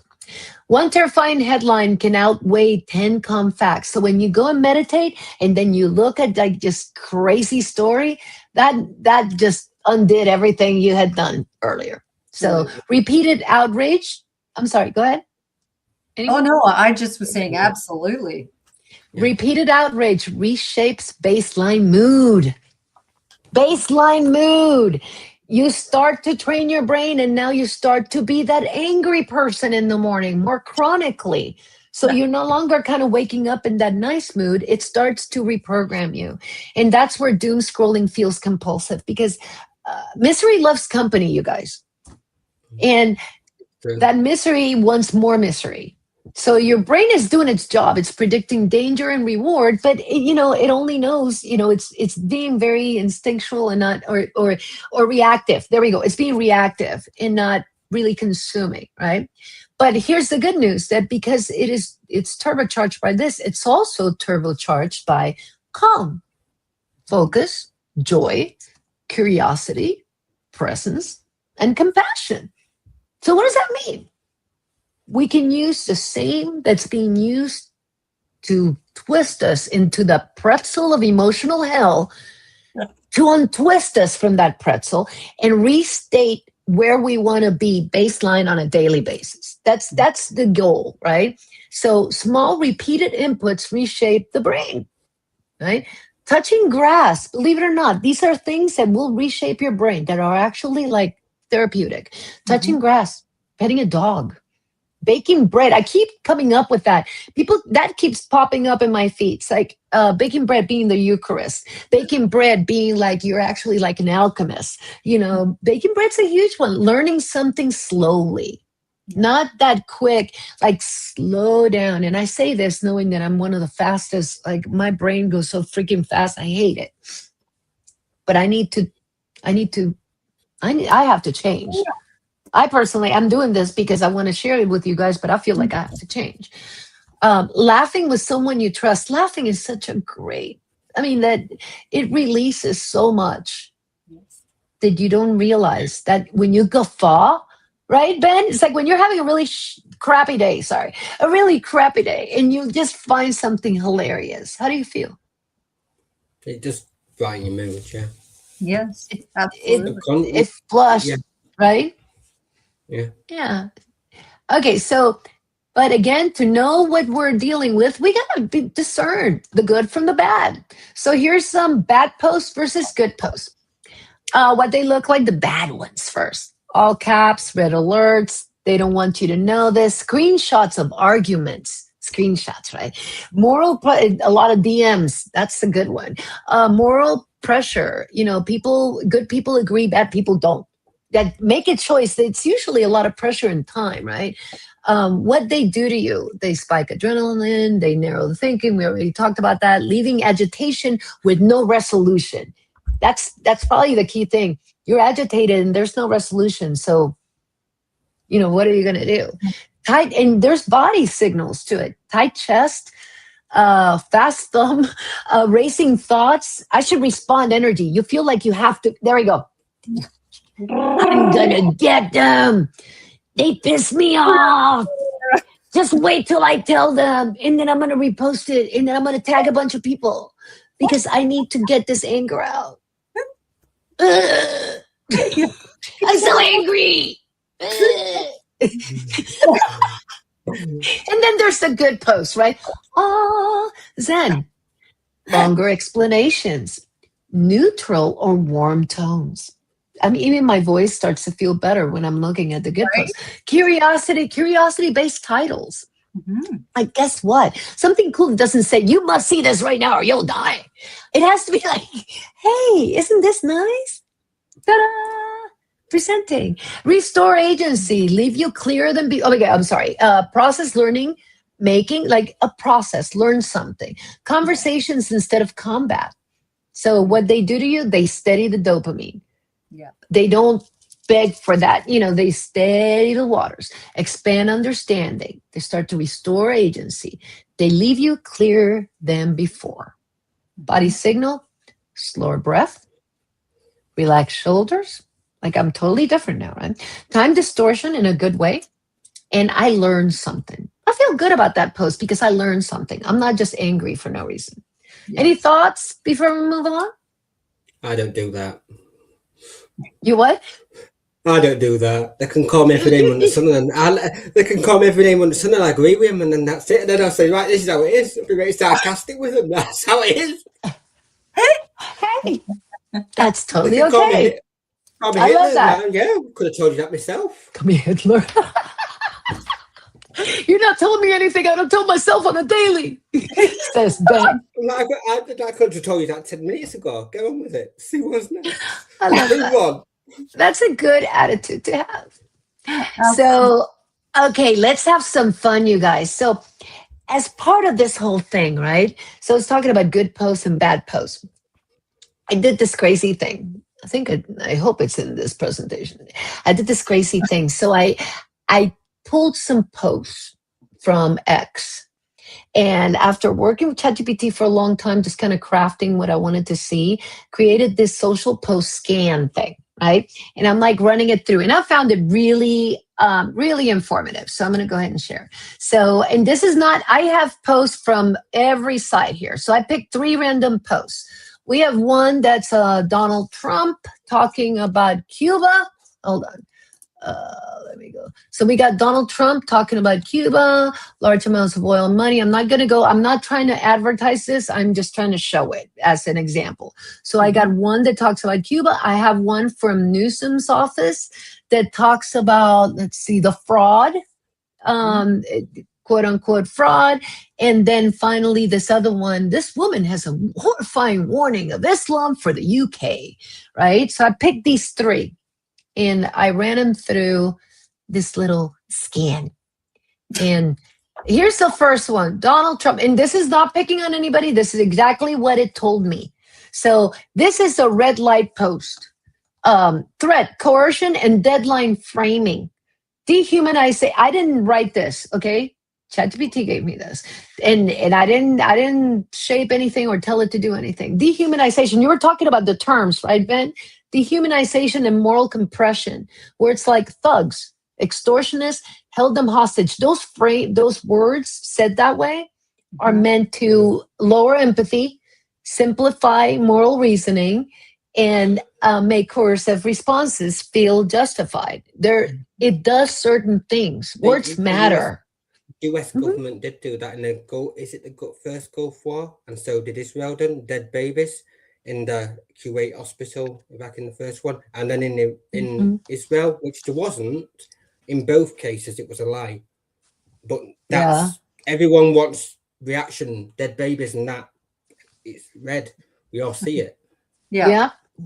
My brain moves faster than I can think, says Mr. Hellfire. Yeah, because your subconscious doing the work back there. You just don't know. So, okay, so that's part of it. We're not done here. That was just the beginning. So, red light, explicit deadline pressure before it's too late. That's a red flag right there. Deadlines combined with threats, coercive urgency, a classic escalation technique. And then in the adrenaline versus dopamine profile, it actually checks out for dominant system that activated is more adrenaline, but it's pulling on all these little signals start to say overall arousal high. So it's high on the adrenaline scale. Yeah. Here's an orange light. That does not mean it's less, they're both dangerous in different ways. Moralized institutional conflict framing. This is the Governor Newsom over the fraud. Here's adversarial political narrative built on a real legal event. So it's looking at something that happened. Not panic content, but it's emotionally loaded and conflict oriented. Let's see. Yeah. Okay. Judgment before facts are examined. This is where it starts to look like this has already been baked. And that document makes it look really official with that banner says blocked. All of it, this tells a story that's not necessarily what's on the post. You know what I mean? Well, it forces you to want to look at it because of that banner specifically. It's like, what are we blocked from? Let's be a block. You got to know what you're being presented with and why, right? Motivation, attribution, as settled fact, right? Trump politically motivated child care cuts. I mean, not really a lot of detail. Intent is stated on fact, not interpretation. Moral certainty. It's like it throws a lot out there, reduces tolerance for ambiguity because you already signed up, right? And the key to this one is the children. Children are the moral amplifier of this post. And unfortunately, they shouldn't use the victims or children or innocent people to play us. Yes. And unfortunately, they might put a freaking lie in front of our face and they will say it hurts kids to make us feel like if we don't agree, we're unethical. That's huge. They make disagreement feel unethical. Yes. Don't be anti-Semitic. Don't be anti-kids. It's like they're embedding some messages that don't belong there to make it stronger, to give it more power. And that just freaking pisses me off. I'm going to do an Erin Brockovich. That just freaking pisses me off. Love her. And I love Erin Brockovich. So, and here for that particular one, here's the breakdown of adrenaline versus dopamine. So it says moral anger and relief, arousal levels moderate. This is not red light panic, but it does activate identity and conflict circuits. So it's painful as well. Everybody does it, is my point. This is not one side does it. It's happening everywhere. So they don't fix one side without fixing the other. They have to fix both sides. So we're being peppered with different. And a lot of times, I think that I'm sorry, I'm just talking nonstop and please stop me. But I feel like a lot of times we say something doesn't make sense. This is why. Absolutely. Because they're being driven by a different narrative and a different reality that we're not seeing because we're being driven by one method. I don't know. They're trying Help me. They're trying to tell us the truth with a narrative on it that's not in our favor. Exactly. So in this case, and these scans are cracking me up because it says what it does to your brain. Like after you see a lot of these posts, and I mean, a lot of times you see the same type of posts, like same method, different topics, just pepper, pepper, pepper, right? So the long-term effect is that repeated exposure will train the brain to normalize coercive geopolitics, expect force over diplomacy, accept unsourced claims when emotionally charged, and maintain chronic vigilance. Now, over time, this raises baseline hostility, reduces tolerance for ambiguity, reinforces zero sum thinking, and then you wonder why you're mad. Right. This is why we're pissed off. I mean, oh, here we go. I think that Joshua agrees with us. Bingo! This is why we're pissed off, you guys, because we're being trained to be pissed off. Absolutely. So here's another one. This is interesting, right? So this one, I find this very fascinating to see the psychology of how we're being manipulated. So here's another one. This is by Wall Street Apes. Nothing personal. This is just a big random ones. So subtype. So this is fear conditioning with multi-layers. Visual authority and cultural symbol anchoring and out-group threat narrative. The emotional amplifier on this one is the lady. The lady taking that video herself. And that text right there is like, ooh, this is so true. This must be true. That lady looks really upset. And she took the time to like take that video herself. So here's casual handheld video, authenticity cue. The unpolished street level style. So the unpolishing, it's saying this is in media, this is real. So it's making your brain accept it as true. This makes unverified claims feel so more true. Text overlay with the scary, you see this all over TikTok. You're Mr. TikTok, right, Ben? You see the big banner, scary. Yeah. Stop now. After If you don't know this, you will die. After you've done, I'll tell you what. I'll give you what my response to this would be. Please. Yeah. I'll let you finish what you were saying, and I'll give you mine. No. I'm. This is back and forth. This is it. For start, that's not a news channel in the UK, and she looks like she's just come out of a frigging house party with a broomstick. I'd be telling her to go back home on a broomstick to get some stats. Come back when she gets actual percentage points and tells me what that's happening. Because the Muslim population in the UK is 6%. 43 is Christian. 43% is Christian. How have we got a Muslim problem? Right. I know. This is why we're here. Because the narratives are narrating whatever they want you to feel when they want you to feel it. And the end game is what you do with that feeling. Right. That's unfortunate part. So that's that post. And then look at the score on this post. Emotional hijacking, high. Dehumanization, high. Polarization, high. Misinformation susceptibility, high. Violence normalization, implicit is medium. Healthy engagement value is low. So this is one of those crap posts that you need to kind of just, repeated exposure to posts like this can send to sensitize threat detection. With this subject, though, I did do the PSYOP scoring sheet that it's done by Chris in CIAH, ex-CIAH. Oh, cool. I did that. And I did it with the small boats in the UK, and it came up a very high probability of a PSYOP. Partly based on truth, but partly based on lies. Yes. There is a small boat problem. There is a small boat problem coming to the UK, but it's 1.2% of immigration. 1.2%. Yeah. But they've amplified it to make it sound, and they've done it with all. It's a PSYOP. All of it is. Absolutely. Yeah. In this episode, we're doing more doom scrolling, but PSYOPs, I'm thinking that's episode 2. And we'll talk about that because in 21 days, we're going to get back together. So there's a program that goes along with this, but I think that's something. And I would love to have your opinion on that, Ben, and you're part of the fam. So please, I'd love to have you. So repeated exposure, us versus them. It's always that, isn't it?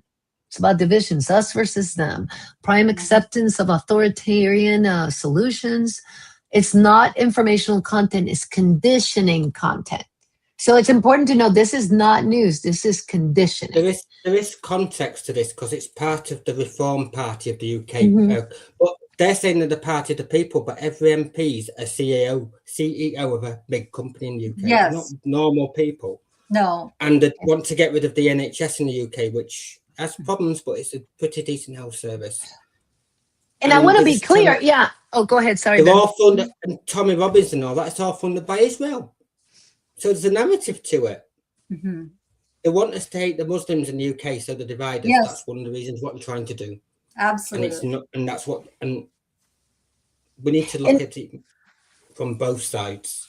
Yes. I want to be clear. I'm not saying that these aren't problems. This is just, that the stories aren't true. The stories might be true, but these posts are not about informing you about the story. They're about making you feel something, There is problems, but they amplify it to make it worse than it actually is.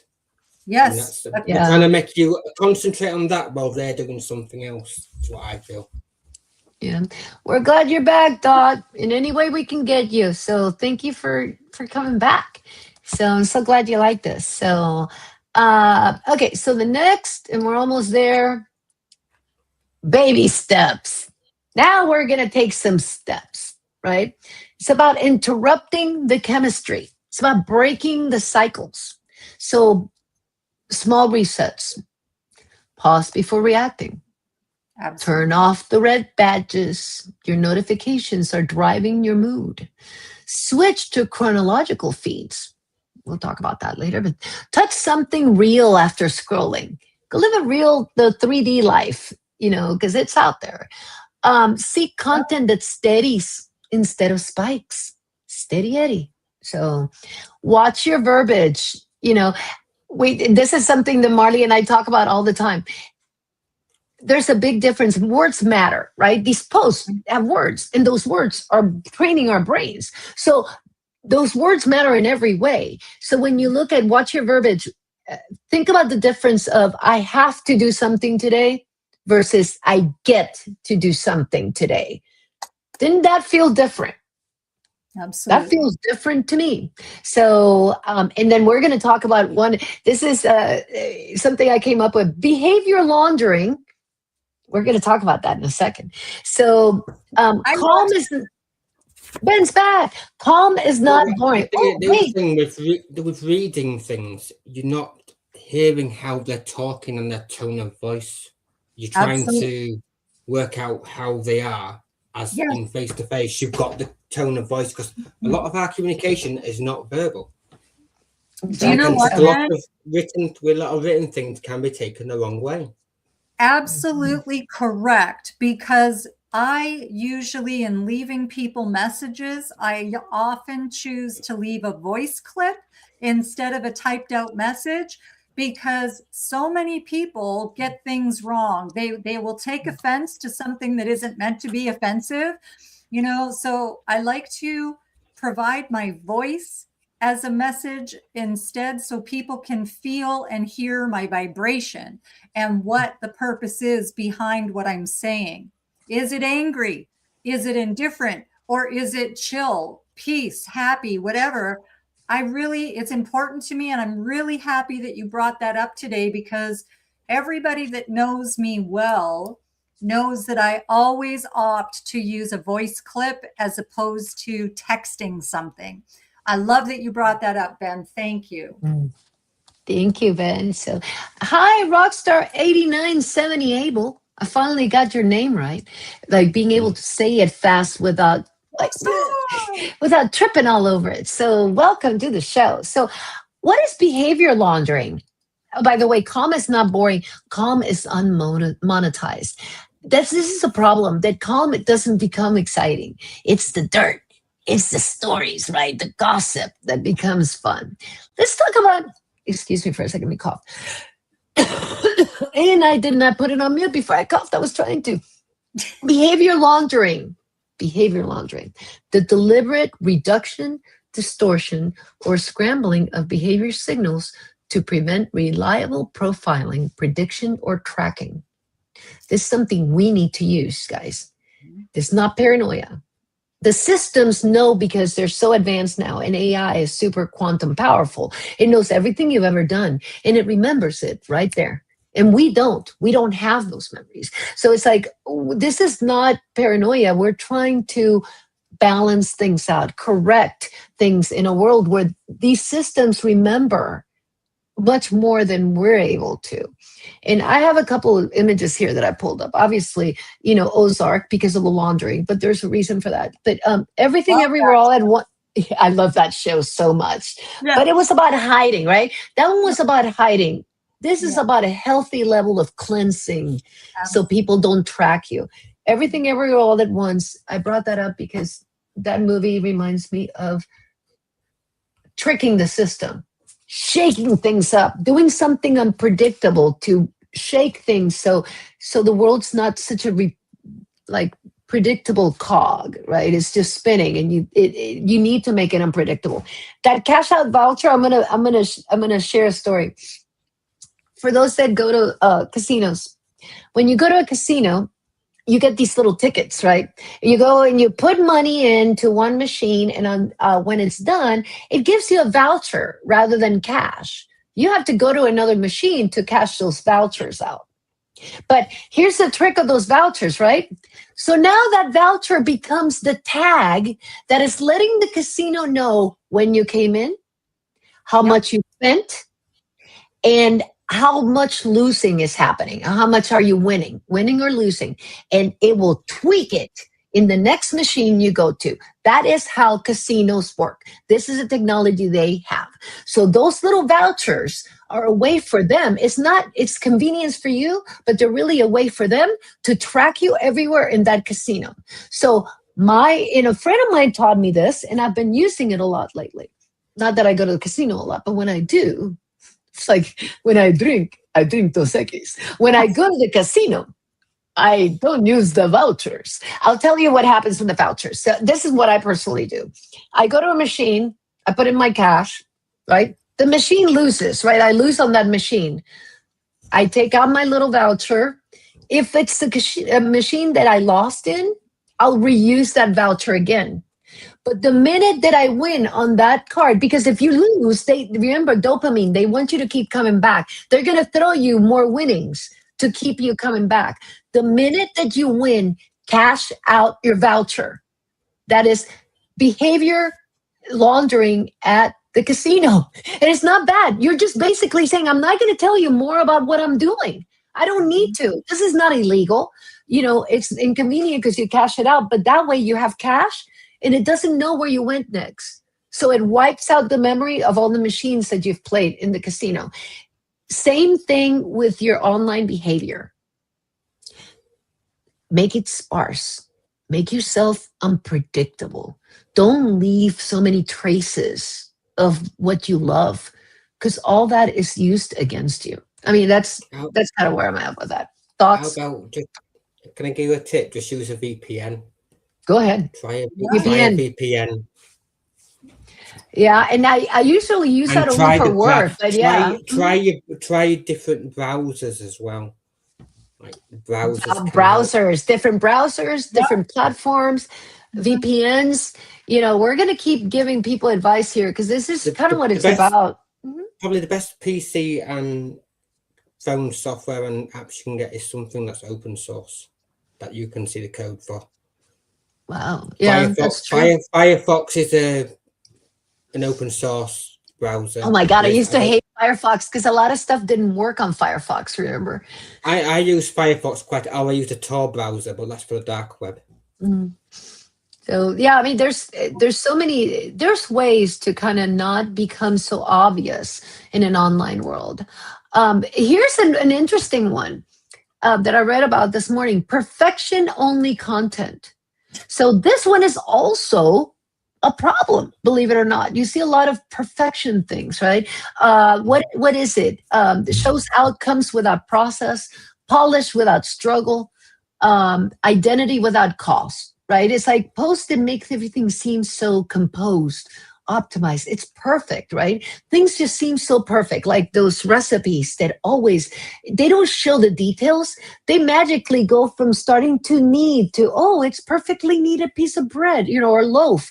It doesn't show the details. No uncertainty, no mess, no contradiction, no recovery phase. Just a finished statue, never the chisel marks. And I have examples. I'm not going to go through all of them, but it's like, I figured it out. Success stories. I figured this out. I know how to do it, and doesn't show you any details. Or calm influencers, or political certainty without doubt. It's just really interesting. It's like everything just seems so perfect, very Truman Show. And what does it do to your brain? Believe it or not, these guys are not harmless. Confuse absence of struggle with mastery. So it's like your brain learns, if it were real, it would look easy. This quietly devalues effort, learning, and patience. It's crazy what it's doing to your brain behind the scenes. Trigger comparison loops. You start to compare, why doesn't my bread look like that? Why doesn't my project that I learned from this video that says magically is going to look like, the beautiful decorations that just magically happen? And when you try them, it's a pain in the butt to do it. It activates default mode network. So it's like, it starts using self-evaluation. You start to beat yourself down because of the perfection pose. I never thought about it that way. Right? It's like that something that looks so perfect could actually be dangerous. Flattening emotional range. When everything online is composed and resolved, normal anxiety feels like failure. Normal doubt feels like weakness. Normal grief feels wrong because people have been able to work through it. Why can't I? Right? The brain begins rejecting its own humanity. This is just really fascinating stuff. Perfection-only content doesn't inspire action. It actually paralyzes it because you think, I can never do it that way. I'm not even going to try. I've heard of that one before. Have you heard it? Yeah, I didn't hear that till today. People go on and see perfect lives and perfect relationships and that, and they're like, why is mine's not like that? And then it's a spiral from there. Mm-hmm. Humans are always going to compare my issue to theirs. Hold on, Dorothy has something to say. I learned something feeling. Yeah, that's what I'm getting from the show. I appreciate you bringing forward this level of detail in the subject. Thank you so much, Dodd. I'm just so excited that you guys, brave browser. Yes. So, but anyway, so yeah, even the innocent ones could harm you in some way if you're always peppering yourself with them, right? Everything is by limit, like how much you allow it to happen. So should we try something different? So this is where we're going to come up with a little program, right? Let me cough again. I'm so sorry. I'm going to put it on mute now. Okay, did it right this time. Okay, should we try something different? Let's take some baby steps. So here's a little program. And here's what we're suggesting. And Marley and I were talking about. This is a 21-day program. For 21 days. Let's try something. Let's see if we can steer the ship. Let's see if we feel better. So on a daily basis, whether you post or you're engaging with a post, try social media, but try it with very, very specific purpose. React to one thoughtful post. This on a daily. Explains an idea, something that explains an idea calmly, teaches you instead of provokes. And now we know what they look like, right? Because we have like the fonts, the speeches, the triggers that it uses. It makes you think for a moment. And what you need to do, pause, read it so it knows that you read it, save or like. That way you're telling the system, I like this. Avoid post yelling for agreement. If it's like pressuring you, disengage. Don't fall to pressure because pressure has some hidden triggers in there. Second, one human story. If you see a human story, read it. A real person sharing a lesson learned, not a perfection, an actual lesson learned. There's a lot of great stories out there people are sharing. Nobody clicks on them. A small win, a moment of honesty. Like things, we're purposely searching for this type of stuff. on those, react or comment kindly. Like, go ahead and put a comment on the human story. Avoid those comparison traps. That it's a human story, but your human story is not like my human story. It's unfair to you, isn't it? Just be careful with those. Psychology does say that we're attracted to mistakes and not repulsed by perfection because it makes us more human, and well, we do make mistakes. That's a great point. Aren't we here to make mistakes and learn? Yes. We're here to learn and feed. The universe is learning with us, right? So that's probably why those mistakes are so important, right, Marley? Yeah, well, we can't grow and evolve without them. So if our life is perfection, why are we here? There's no growth to be had. There's no soul to evolve. If we do not fall on our face and make mistakes sometimes, I mean, I love talking about things I've done in my life that didn't turn out so well, in hopes that somebody else can take that and learn something from it, because I had to learn from it. But these things are important, and that's why we're all here. And that's also why we're all here as a different consciousness. So, because if we were all the same, there would be no purpose for any of us to be here either. There'd only be a purpose for one, Exactly. I love that. I love that. It'd be dead boring. What did you say? It could get boring. It'd be dead boring. Yeah. I couldn't do with that. I can't be here for 10 minutes. Never mind, longer than that. No, but hold on. So, one creative thing.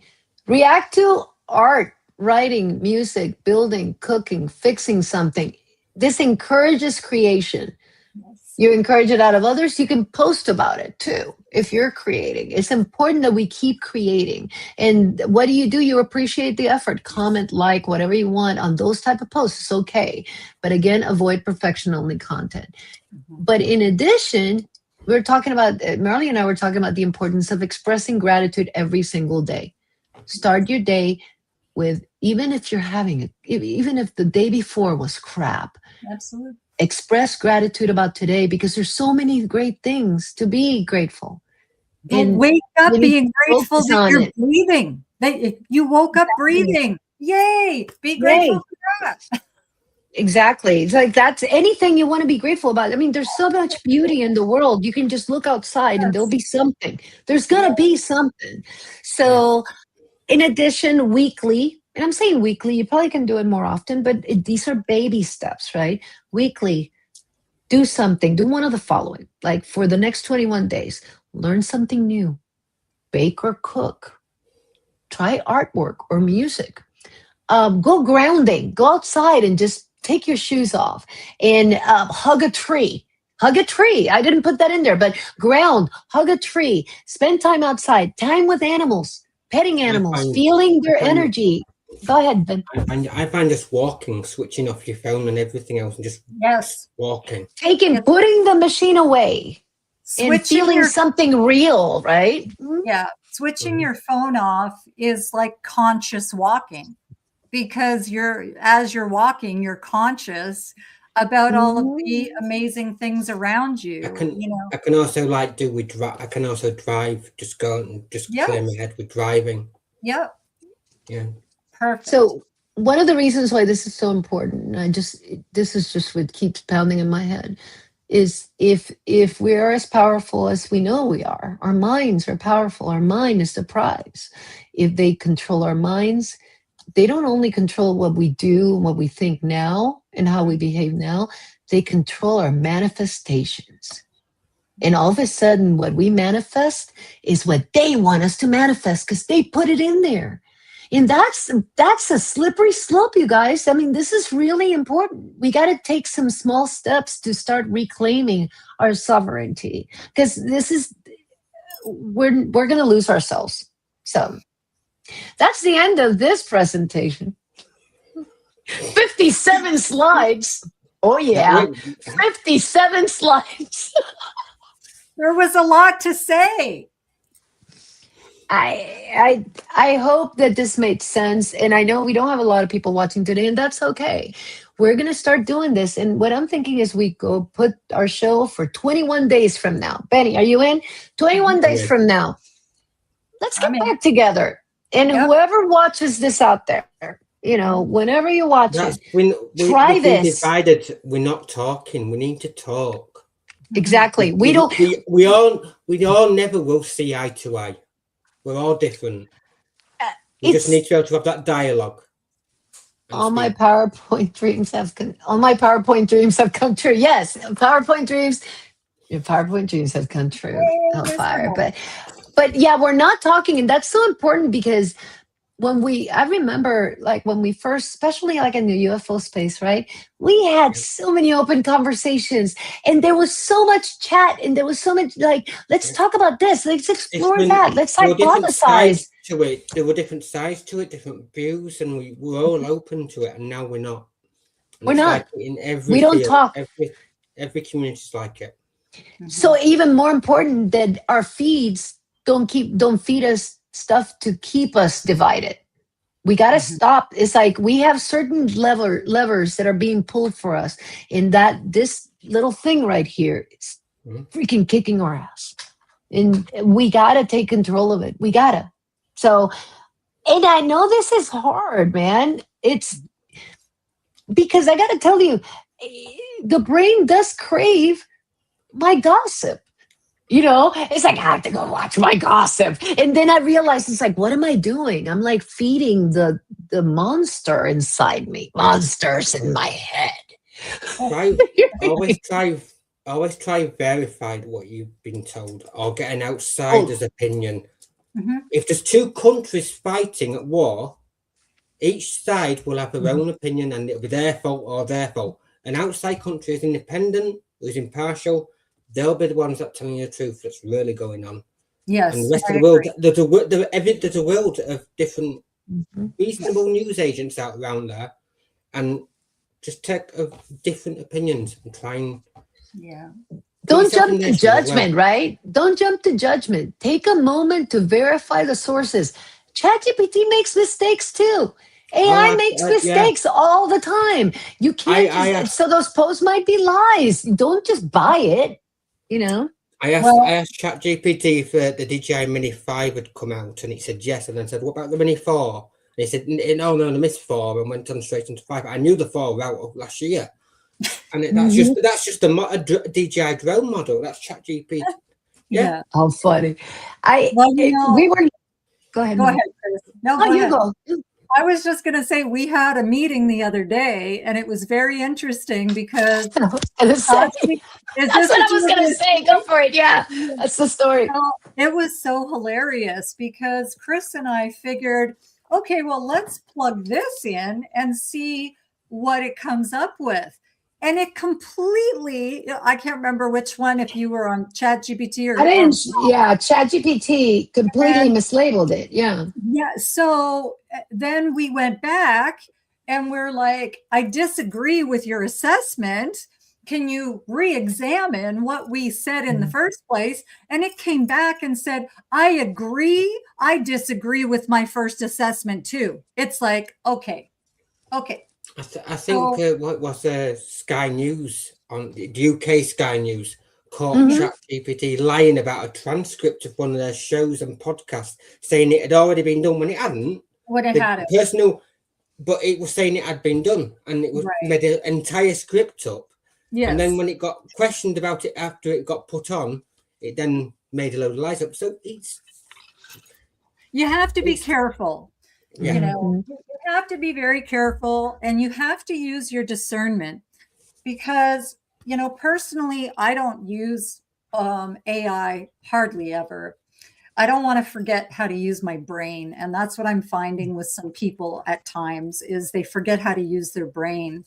And, you know, that's never a good thing. But we have to use our discernment. God gave us our intuition for a purpose. It's in our gut.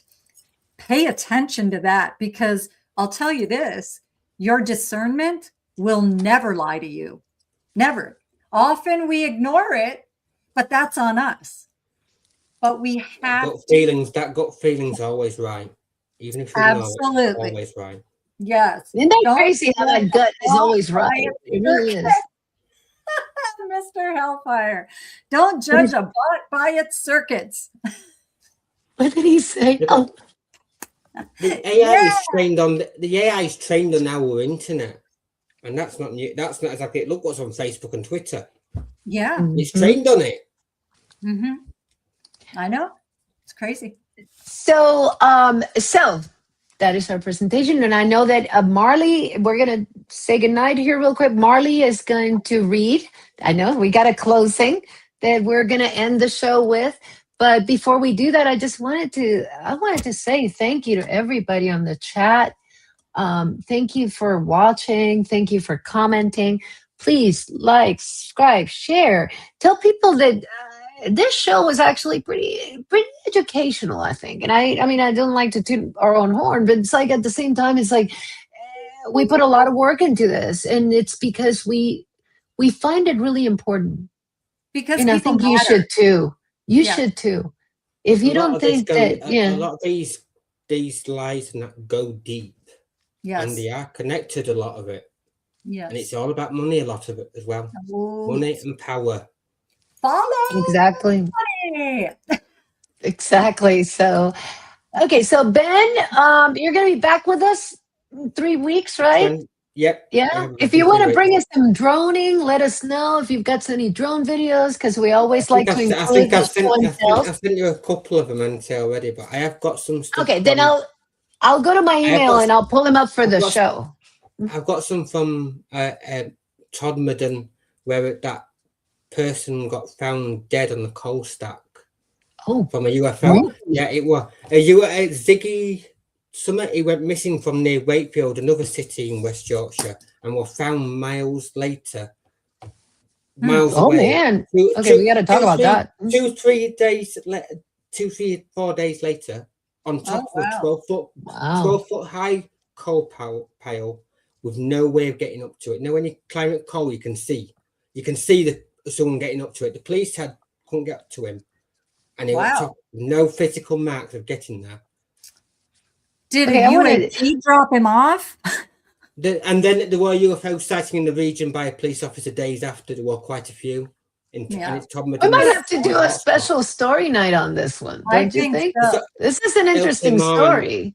I would love to do a show with Ben taking us on his travels with the drones, like just one episode dedicated to Ben. Journey with Benny. See, the thing is that I don't just drive. I use the public transport in West Yorkshire because I can get on a train at the station. Oh, that's right. The train can be doing 90 miles an hour in 55 seconds. From standing to 90, and I can get anywhere in West Yorkshire for just about a couple of pounds, just about. Okay, cool. 21 days is February once. February 1st, I think. Yeah, February 1st. We're gonna post a show for that day. It's gonna be our follow-up. And I'm thinking, you guys, if anybody watches this show and would like a physical copy of the presentation, email me.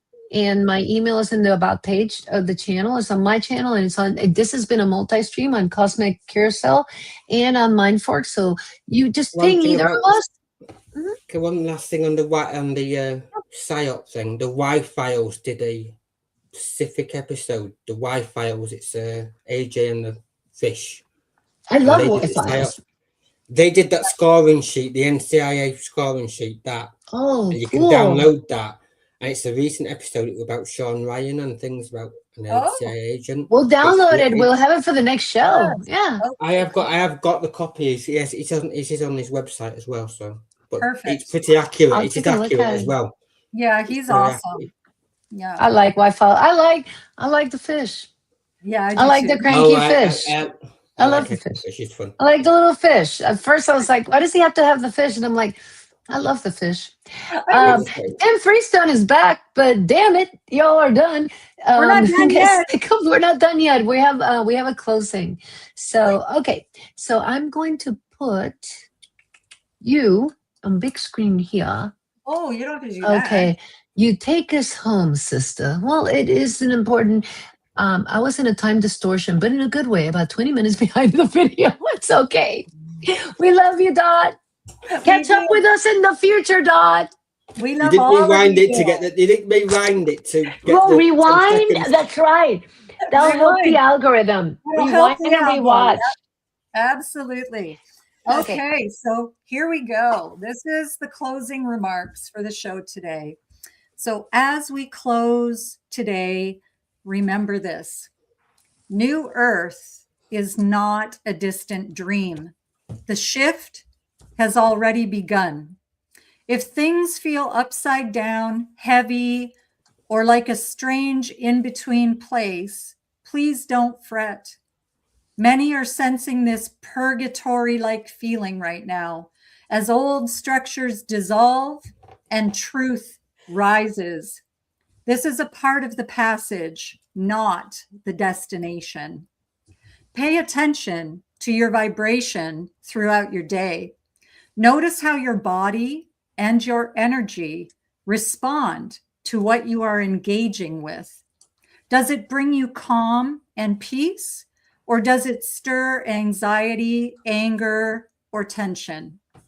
If it pulls you down the ladder, then that is your cue to lovingly step away, remembering always that your divine energy is sacred. Find grace and joy in the small things, in the holy moments, a hug, a song, a wagging tail, a bird's song, trees swaying, and the sunlight hitting your face. These are not distractions, they are recalibrations. When chaos swirls or when things feel heavy, please breathe consciously. Your breath is a divine tool that brings your powerful energies back into harmony. Remember, everything you are experiencing is a temporary happening, and you can and will move through it. Pay attention to anything triggering you and ask why they are showing up. When diseases arise, anxiety, fear, anger, heart palpitations, sickness, brain fog, exhaustion, don't judge them. Listen. They are messengers calling you back into alignment. Practice quieting the mind through mindful meditation, even if only for a few moments a day. Going inward is the key. Surround yourself with like-minded souls and lovingly remove toxicity from your field. Take conscious breaks in what we talked about earlier, in nature, in creativity, or with animals. Journal your thoughts and release what no longer needs to be carried. Know this deeply. Much of the chaos happening on the planet is illusion. It dissolves when you stop feeding it with fear. Stand firmly in your divinity and say a hard no to control, programming, and manipulation. Sharpen your discernment.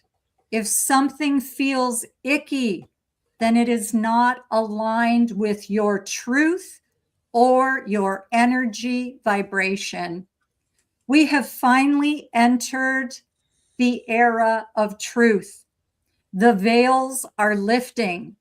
The lies and deceptions are being revealed in real time. Do not fall for the false flag ops. Operate without fear. We cannot allow our consciousness to be hijacked. Remember, you are far stronger and more powerful than you have ever been taught to believe. Each day, make a conscious choice, the matrix or freedom. The easy road is not always the true one. Step outside of the box and remove the blinders. Everything changes when you do. Above all, do you, be you, and staying true always to your moral compass. Protect your freedom, your light, and your heart, because there are far more of us than them, and love will always beat out lies, deceit, manipulation, and control. You are held, you are powerful, and you are exactly where you need to be. I thank you all. I love you all for showing up. We appreciate your presence for these shows that we do. And our hope always is to share some really important information, take what resonates and leave the rest. But thank you guys so much. That was lovely. Thank you so much, sweetie. That's a perfect way of ending this session. Let's say bye real quick. Remember, peace and love is all that you take to the other side. Very good point. It's all about love. It's like the love frequency is what guides this whole thing. We just need to learn how to stay there. So I love you guys. Easy road is no fun either, Ben says. Yeah, Exactly. I know that's so true. Hold on, the easy road. Yeah, you're right. And it's like they count on us liking things easy. Mm-hmm. They bank on that because Absolutely. easy means we're not thorough, and if we're not thorough, things will pass right by us. All through the The cracks. game is being played. So in the next show in 21 days, we will see. For anybody that watched it, how are you feeling? We would love to hear from the people that are doing this, as in making a difference. Let's talk about psyops. We're going to take it to the next level because it's not just about social. That's just one piece. We're going to keep dissecting this over time until we actually start seeing some differences. We're going to make some ripples. We're going to make some freaking ripples. This is not going to be a diet that fails. We are not. Nope, we're not gonna regain the lazy back in 6 months. No, that brain is gonna be a workout. You know, he's like gonna be working out. That bouncer is like, ooh, I see the light now. He's gonna take off his sunglasses. It's gonna be all awesome. So, okay, so I'm gonna put you guys backstage, and I'm gonna just end the stream. But love you guys. Please share, like, comment, subscribe. This is important stuff, and we want to keep bringing it to you, right? Rewind, yes. Rewind and replay. Rewind and replay. Like, subscribe, rewind, play. Replay. Like, subscribe, rewind, play. I'm so excited. So I'm going to put you guys backstage. I'm going to play the outro. Mwah. Bye, everybody. We love you. Hold on. Let me get this going. Make sure I got it. Okay. Bye, Benny. Bye, Mark.